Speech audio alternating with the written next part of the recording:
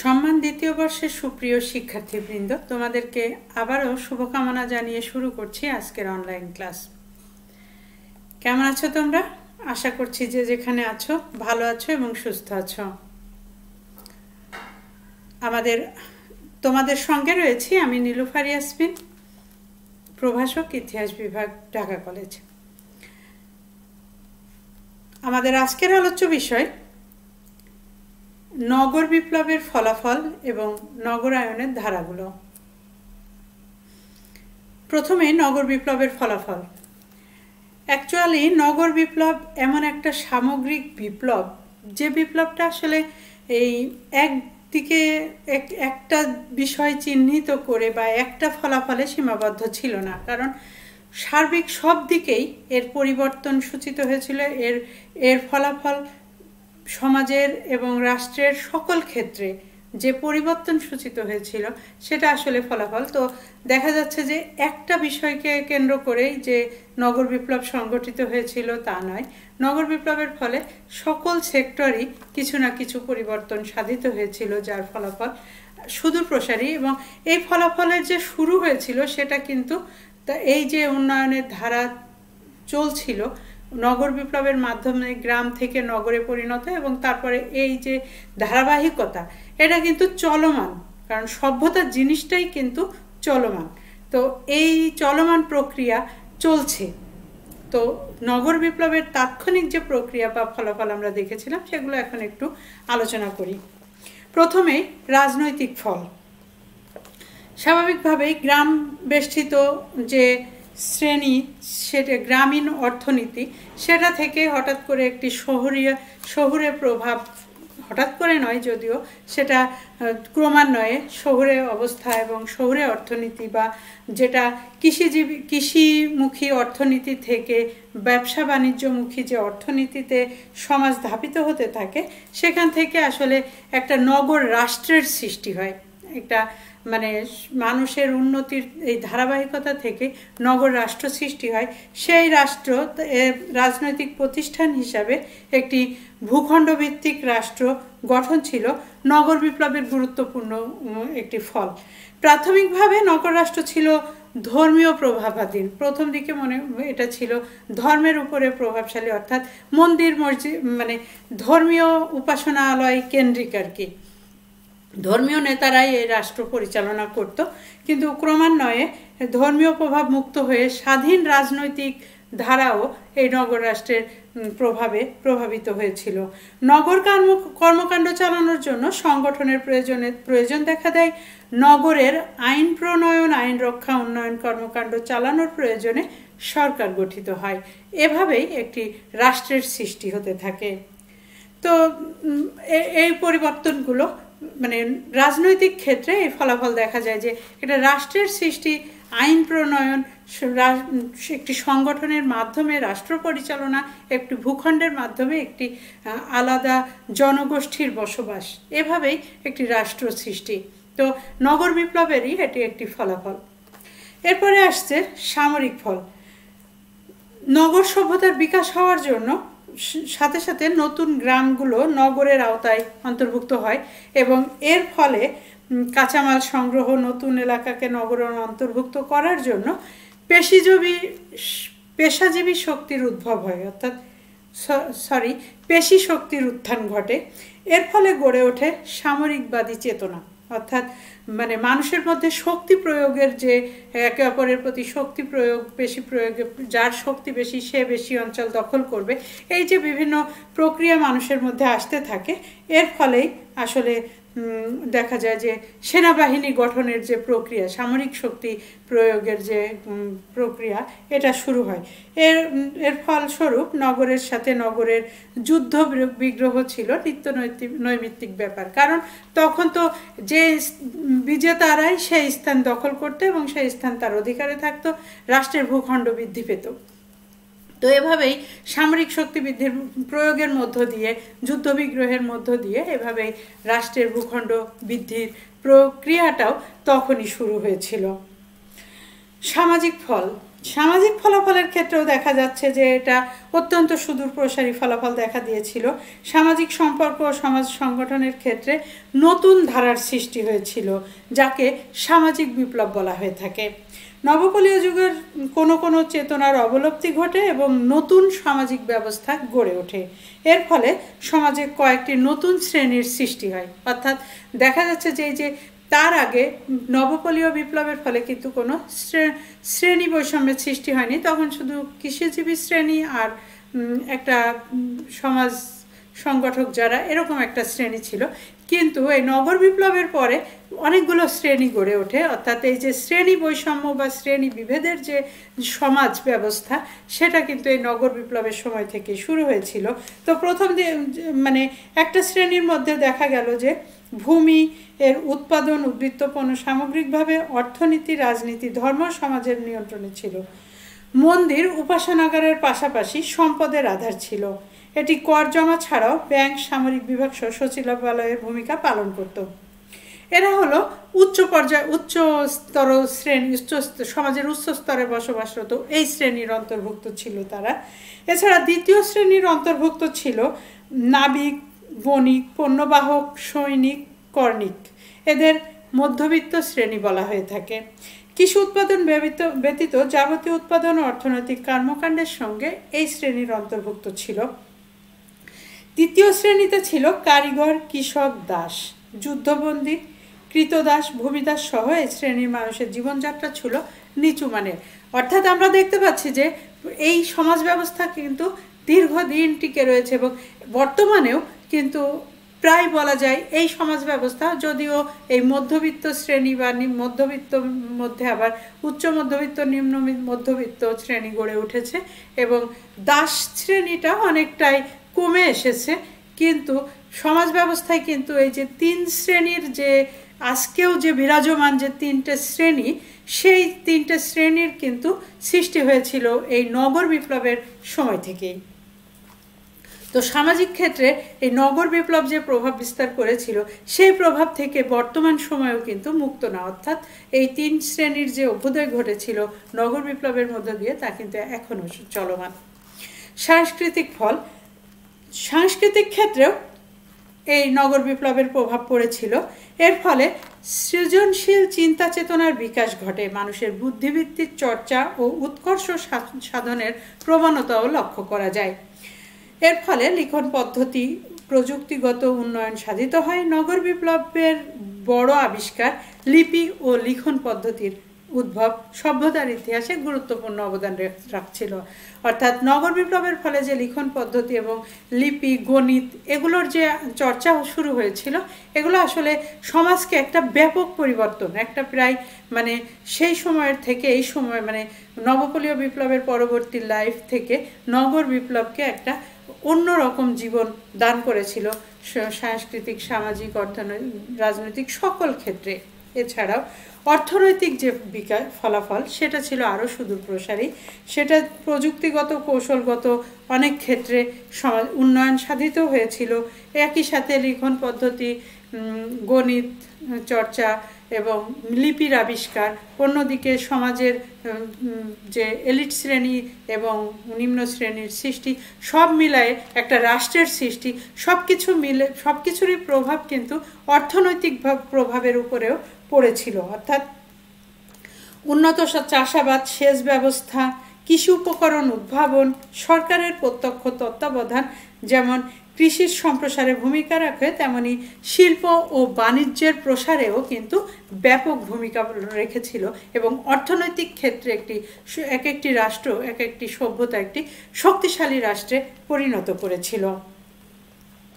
এভাবেই ক্রমান্বয়ে দেখা যায় যে ওজন ও পরিমাপ পদ্ধতি আবিষ্কার, ব্যাংকিং ব্যবস্থার সূত্র, এগুলো সব কিছুই কিন্তু এই নগর বিপ্লবেরই ফলাফল হিসাবে ক্রমান্বয়ে দেখা যায় এবং সমাজে উন্নতি লাভ করতে থাকে। ধর্মীয় ফল, ধর্মীয় ক্ষেত্রেও কিন্তু এই ফলাফল নগর বিপ্লব অত্যন্ত গুরুত্বপূর্ণ অবদান রেখেছিল। যেমন পল রদিনের মতে বিরুদ্ধ পারিপার্শ্বিক শক্তির পরিপ্রেক্ষিতে মানুষের সংবেদনশীল মনের প্রতিক্রিয়া থেকে ধর্মের উৎপত্তি। অর্থাৎ বিরুদ্ধ পারিপার্শ্বিক শক্তি, অর্থাৎ যেই সকল শক্তি আমাদেরকে বাধা প্রদান করে প্রতিনিয়ত কর্মক্ষেত্রে বা জীবন পরিচালনার ক্ষেত্রে, সেই শক্তিকে শক্তিকে বেঁধে ফেলা বা শক্তিকে নিয়ন্ত্রণের জন্য মানুষ প্রতিনিয়ত এই ধর্মের আশ্রয় গ্রহণ করেছে। তো এভাবেই নৃবিজ্ঞানী টেলর বলছে, আদিম মানুষ প্রথমে ভূত প্রেত ও নিজ নিজ পূর্বপুরুষের পূজা করত, পরে প্রাকৃতিক বস্তুর পূজা শুরু হয় এবং বিবর্তন প্রক্রিয়ায় দেবদেবীর মূর্তি পূজা শুরু হয়। অর্থাৎ ধীরে ধীরে তারা একটা একেবারেই কোনো কিছু না বুঝে যে পূজা করত, সেটাকে ধীরে ধীরে একটি দেবদেবীর আকৃতি দিয়ে তারা ক্রমান্বয়ে বিবর্তন প্রক্রিয়ায়, এখানে বলা হচ্ছে মানুষই যেখানে বিবর্তনের মধ্য দিয়ে বিবর্তিত হতে হতে এসেছে, সেখানে অন্যান্য সব কিছুই আসলে বিবর্তন। তো ধর্মের ক্ষেত্রেও দেখা যাচ্ছে যে বিবর্তন প্রক্রিয়ার মধ্য দিয়ে একটা সময় যেখানে শুধুমাত্র এই মানে বাতাসকে নিয়ন্ত্রণ করা, সূর্যকে নিয়ন্ত্রণ করা, এসবের কারণেই তারা পূজা করত, সেটা থেকে ধীরে ধীরে তারা একটি দৃশ্যমান কিছুকে পূজা করা শুরু করে, অর্থাৎ দেবদেবীর মূর্তি তৈরি করে নিজেদের মনের মতো করে মূর্তি বানিয়ে সেই মূর্তিকে তারা পূজা করত। মনীষী ফ্রেজার এ সম্পর্কে বলেন যে ধর্মের আগের স্তর জাদুবিদ্যা, অর্থাৎ প্রাচীন সমাজের অবশ্য দুটো সমান তালে চলেছে, তখন মানুষ পূজা অর্চনা করেছে, আবার জাদুকেও ডেকেছে। তার মতে ফ্রেজার বলছেন, জাদুবিদ্যার ব্যর্থতা ধর্মের উৎপত্তির কারণ। তবে নগরের ধর্মীয় জীবন আলোচনা থেকে দেখা যায় ফ্রেজারের অভিমত পরিপূর্ণভাবে গ্রহণযোগ্য নয়। নগর বিপ্লবের ফলে দেখা যাচ্ছে যে ছোট ছোট নগর নিয়ে নগর রাষ্ট্র গঠিত হতো এবং এই নগর রাষ্ট্রের ভিন্ন ভিন্ন ধর্মীয় বিশ্বাস ছিল। অর্থাৎ আসলে ধর্মটা তারা এক এক সভ্যতায় এক এক রকমভাবে পালিত হয়েছে এবং তাদের নিজ নিজ বিশ্বাসের ভিত্তিতেই তারা এগুলো করতেন। এখানে দেখা যাচ্ছে যে এক রাষ্ট্র এক ধর্ম, ভিন্ন ভিন্ন ধর্মীয় বিশ্বাসের মধ্যে একটি ছিল এক রাষ্ট্র এক ধর্ম। তখন রাষ্ট্র ব্যবস্থার অন্যতম বিশেষত্ব রাষ্ট্র ও ধর্ম ছিল অভিন্ন। তখন যে রাজা সেই পুরোহিত, পুরোহিত রাজা ঈশ্বর ও রাষ্ট্রের মধ্যে মধ্যস্থ, নিজ রাজকার্য চালাতেন। এর আগেই আসলে বলেছি যে ধর্মটা দিয়েই আসলে রাষ্ট্রীয় ব্যবস্থা চালু হয়েছিল, পরবর্তীতে রাষ্ট্র ধর্ম থেকে একটু বিচ্ছিন্ন হয়ে যায়, পুরোহিততন্ত্র এবং রাজতন্ত্র আলাদা হতে থাকে। রাষ্ট্র পরিচালনার জন্য রাজতন্ত্র আর ধর্ম পরিচালনার জন্য পুরোহিততন্ত্র। তবে পুরোহিতরা কিন্তু রাজাকেও নিয়ন্ত্রণ করত, অর্থাৎ পুরোহিতরা তখন ছিল সবচেয়ে বেশি শক্তিশালী। এভাবেই ধর্মীয় বিশ্বাস প্রতিষ্ঠিত হয়েছে এবং নগর বিপ্লবের ফলে ক্রমান্বয়ে ধর্মটা আরেকটু আধুনিকীকরণ হয়েছে। কাজেই ধর্মীয় ক্ষেত্রেও কিন্তু অনেক এই নগর বিপ্লব প্রভাব বিস্তার করেছে। তো ধর্মীয় ক্ষেত্রে দেখা যাচ্ছে যে আগে যেখানে মূর্তি পূজা হতো বা দেবদেবীর পূজা হতো, কিন্তু এরকম মন্দির বা পুরোহিতদের উপরে পুরোপুরি আস্থা রাখা এরকম ছিল না। নগর বিপ্লবের পরে দেখা যাচ্ছে যে সুন্দর সুন্দর মন্দির নির্মাণ করে সেখানে দেবদেবীর মূর্তি রেখে পূজা করা হতো। তো এভাবেই আর কি পুরোহিতরাও ক্রমান্বয়ে ক্ষমতায়িত হয়েছে এবং যদিও রাজতন্ত্র পুরোহিততন্ত্র আলাদা হয়েছে, কিন্তু রাজতন্ত্রের উপরে পুরোহিততন্ত্রের প্রভাবটা কিন্তু ছিল। তো নগর বিপ্লব যদিও বা ধর্মকে আধুনিকায়ন করেছে, কিন্তু এই পুরোপুরি ধর্মীয় বিশ্বাসটাকে মানে ধর্মীয় গুরুদেরকে পুরো অবমাননা করতে পারেনি। ধর্মীয় গুরুদের মাধ্যমে নিয়ন্ত্রণেই রাজতন্ত্র পরিচালিত হতো। তবে কোথাও কোথাও অনেক সভ্যতাই দেখা গেছে যে ধর্মীয় গুরুদের বাইরে এসে রাজতন্ত্র প্রতিষ্ঠিত হয়েছে এবং ধীরে ধীরে তারা পুরোহিতদেরকে কিছুটা মানে আলাদা করে রাষ্ট্র পরিচালনা করতে সক্ষম হয়েছে এই নগর বিপ্লবের মধ্য দিয়ে। লোহার আবিষ্কার। নগর বিপ্লবের ফলে নগর সভ্যতায় যেমন মানুষের প্রাচুর্য বেড়েছিল, তেমনি কারিগরি দক্ষতাও বেড়েছিল। আগেই আলোচনা করেছি ধাতু যুগ, লোহা যুগ এগুলো সম্পর্কে। তো তার আগে নবপলীয় বিপ্লবের পরে এবং নগর বিপ্লবের সময়ে যে লোহার আবিষ্কার হয়েছিল, এটা আসলে একটু মানে অনেক বেশি আর একটু এই মানুষের উন্নত জীবনযাপনে প্রভাব রেখেছিল। বিভিন্ন সভ্যতায় দেখা গেছে যে এই লোহার আবিষ্কারের ফলে সভ্যতা মানুষের জীবনযাত্রা আরেকটু উন্নত হয়েছিল। তো এভাবেই নগর বিপ্লব আসলে এই সভ্যতার যুগে মানুষের নগর বিপ্লবের মাধ্যমে মানুষের জীবনযাত্রাকে অনেক বেশি উন্নত করেছিল এবং গ্রাম ভিত্তিক সমাজ ব্যবস্থা, গ্রাম ভিত্তিক অর্থনীতি থেকে একটি নগর ভিত্তিক বা একটি নগরায়নের ধারা চালু হয়েছিল। এখন আমরা দেখব বিভিন্ন সভ্যতায় কিভাবে নগরায়ন প্রচলিত হয়েছিল বা চলেছিল। প্রথমেই আমরা দেখি মেসোপটেমিয়া সভ্যতায় কিভাবে কি প্রক্রিয়ায় নগরায়ন হয়েছিল।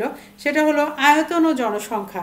এই মেসোপটেমিয়া সভ্যতায় জনসংখ্যা বৃদ্ধি করে এবং আয়তন বৃদ্ধি করে এভাবে তারা নগরায়নের সূচনা করেছিল এবং ধীরে ধীরে নগরায়ন এগোচ্ছিল।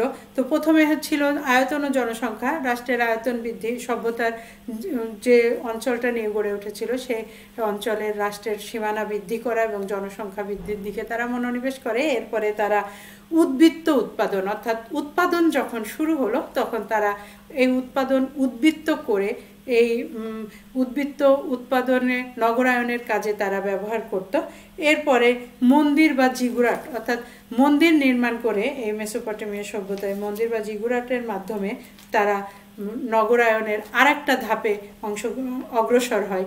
জনসংখ্যা বৃদ্ধির পরে উদ্বৃত্ত উৎপাদনের প্রক্রিয়া যাওয়ার পরে একটা ধাপ, তারপরে মন্দির বা জিগুরাট নির্মাণের মাধ্যমে আর একটা ধাপ, রাজতন্ত্র ও রাজা, অর্থাৎ মন্দির বা জিগুরাটের মধ্যে যে পুরোহিততন্ত্র শুরু হলো, এরপরে যখন রাজতন্ত্র প্রতিষ্ঠিত হলো, পুরোহিততন্ত্র রাজতন্ত্র একই সাথে চললেও একটা সময় রাজতন্ত্র পুরোহিততন্ত্র থেকে আলাদা পৃথক হয় এবং আরও বেশি নগরায়নে ভূমিকা রাখে। এভাবে কারিগর ও পেশাজীবী শ্রেণী এবং তারপরে আসে কারিগর ও পেশাজীবী শ্রেণী যারা সমাজটাকে বা এই সভ্যতাটাকে আরও রাজতন্ত্র সৃষ্টির পরে এই কারিগরি ও পেশাজীবী শ্রেণীর সৃষ্টির মধ্য দিয়ে আরও এক ধাপ এগিয়ে যেতে থাকে। এরকম প্রতিটি ধাপে ধাপে নগরায়ন হতে থাকে। যেমন জনসংখ্যা আয়তন বৃদ্ধির পরে উদ্বৃত্ত উৎপাদন, তারপরে জিগুরাট নির্মাণ বা মন্দির নির্মাণ, এরপরে এসে কারিগর ও পেশা, তারপরে রাজতন্ত্র প্রতিষ্ঠা। এই প্রত্যেকটাই কিন্তু একটা একটা করে ধাপ নগরায়নের দিকে এগিয়ে নিয়ে যাচ্ছিল এবং নগরায়ন হচ্ছিল, প্রতিটা ধাপই একটু করে অগ্রসর হচ্ছিল নগরায়নের দিকে। এরপরে কারিগর ও পেশাজীবী শ্রেণীর অভ্যুদয়ের ফলে নগরায়ন প্রক্রিয়াটা অনেক পুরোপুরি প্রায় সম্পন্ন হতে থাকে। এরপর আসে বিনিময় প্রথা, অর্থাৎ উদ্বৃত্ত অংশকে বিনিময়ের মাধ্যমে তারা যে রাষ্ট্রের উন্নয়ন সম্পন্ন করছিল, নগরায়নকে আরও বেশি ত্বরান্বিত করে। এই বিনিময় প্রথার মাধ্যমে বাজার সৃষ্টি এবং বাজার সৃষ্টি মানুষকে আরও বেশি উন্নত জীবনযাপনে, আয়েসি জীবনযাপনে অভ্যস্ত করতে শুরু করে এবং নগরায়নের বা নগর বিপ্লবের ধাপটি সম্পন্ন করে। আবিষ্কার, অর্থাৎ নতুন নতুন আবিষ্কারের মধ্য দিয়ে নতুন অনেক যেমন আবিষ্কার হয় সেই সময়ে। এই বিনিময় প্রথা এগুলোর মধ্য থেকে আরেকটি আবিষ্কার, নতুন নতুন আবিষ্কারের মধ্যে তার মধ্যে রয়েছে লিখন পদ্ধতি এবং বিজ্ঞানের আবিষ্কার, লিপির আবিষ্কার এবং গণিতের আবিষ্কার, এছাড়াও বিভিন্ন অস্ত্রপাতি যন্ত্রপাতির আবিষ্কার। এর মধ্য দিয়েও এই নগরায়ন সম্পন্ন হয়েছিল মেসোপটেমিয়া সভ্যতায়। এছাড়াও মিশরীয় সভ্যতায়ও যে নগরায়ন প্রক্রিয়াটা সম্পন্ন হয়েছিল সেটাও প্রায় একই রকম, হয়তো বা একটু চেঞ্জ থাকলেও থাকতে পারে। নগরায়নে এক একটা সভ্যতা এক একটা ধারাবাহিকতার মধ্য দিয়ে গেছে। এর আগে যেটা বললাম এটা হলো মেসোপটেমিয়া সভ্যতায় এই ধারাবাহিকতায় উন্নয়ন ঘটিয়েছে। মিশরীয় সভ্যতায় হয়তো বা একটু ব্যতিক্রমও থাকতে পারে, আমরা একটু দেখে নিই। এখানে মিশরীয় সভ্যতায় প্রথমেই দেখা যাচ্ছে যে উন্নত সেচ ও কৃষি ব্যবস্থা, তারা প্রথমেই কৃষি ব্যবস্থাটাকে উন্নয়নের দিকে মনোনিবেশ করেছে। মেসোপটেমিয়া সভ্যতায় প্রথমে যেটা দেখা গেছে যে তারা জনসংখ্যা এবং আয়তন বৃদ্ধির দিকে মনোনিবেশ করেছে, কিন্তু মিশরীয় সভ্যতা আবার উন্নত সেচ ও কৃষি ব্যবস্থা, অর্থাৎ কৃষি ব্যবস্থাকে উন্নত করার দিকে তারা বেশি মনোনিবেশ করেছে।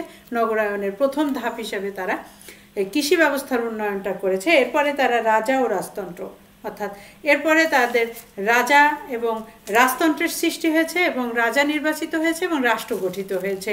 মিশরীয় সভ্যতা মেসোপটেমিয়া সভ্যতা থেকে এই জন্য ব্যতিক্রম।